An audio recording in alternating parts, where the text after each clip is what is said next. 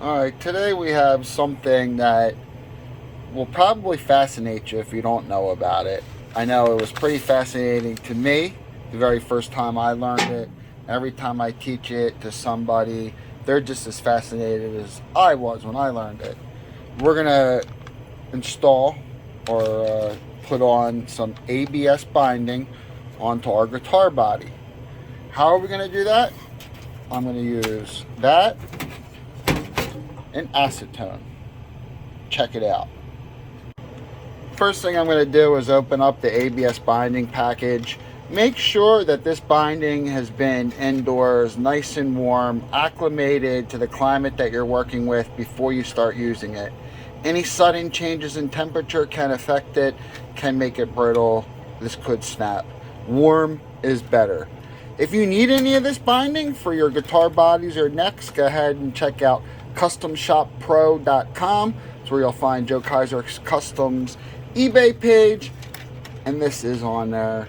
$5 for 2 of them. It comes in 4 different colors: ivory, cream, black, and white. Alright, so what we're going to do is we're going to start with one of these, and we'll start at the bottom. I'm going to paint a little bit of acetone on the back of this. Let me show you how I do that. Okay, so I have pieces of tape set up. Now they have binding tape. It's really good, and I definitely recommend that you purchase some of that and use that. It's the better way to do it. There's a few reasons why, but if you've never done this before, use binding tape, because you'll see it. What happens is the binding tape allows for a better finish when you use it with the acetone, because acetone actually melts the plastic. So you could literally dissolve this in acetone. And sometimes people, when they do repairs, they dissolve a little bit of ABS, make it gooey, do the repair, and then dry it out, sand it, and polish it up, and it looks like brand new. But anyway, I have a little piece of tape ready to go. I have my little paintbrush. I poured some acetone in here. And all we're going to do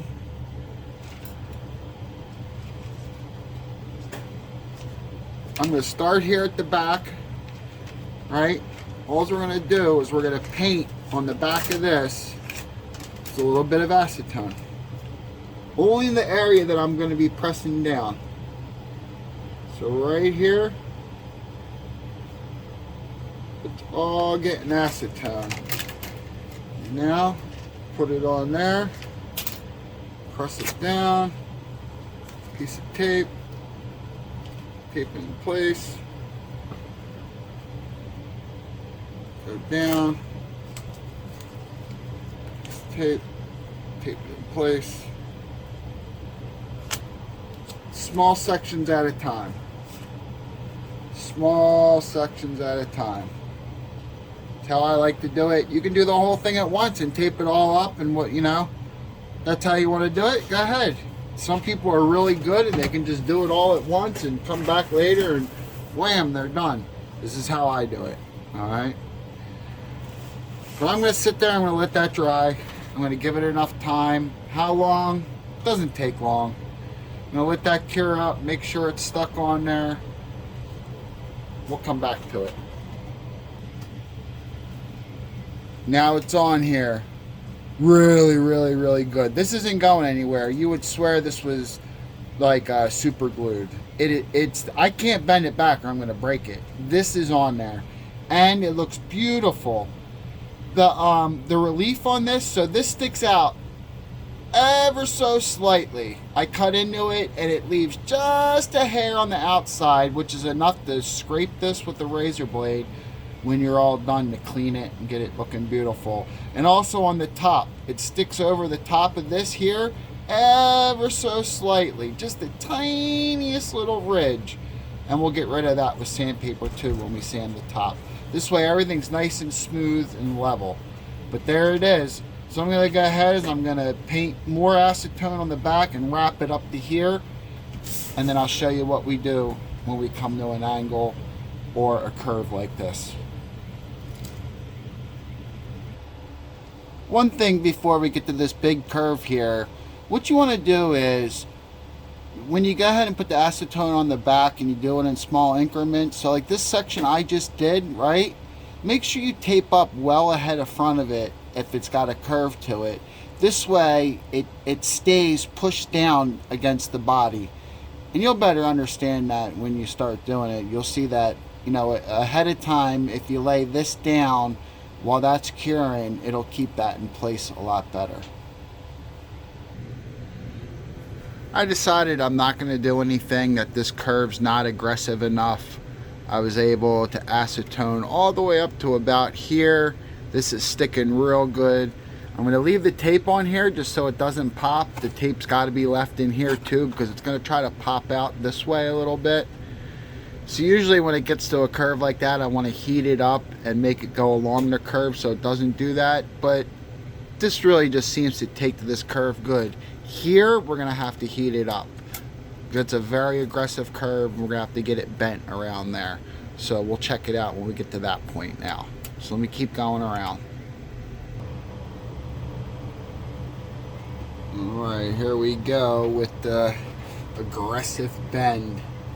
So what I did was I warmed it up real slowly, taped it. I'm going to keep going. Warm it, bend it very, very, very slowly.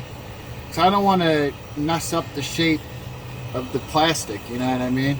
I want to keep the same shape, so I want to bend real slow. I mean, I could go fast and just kind of hold the heat gun there, and it'll get floppy.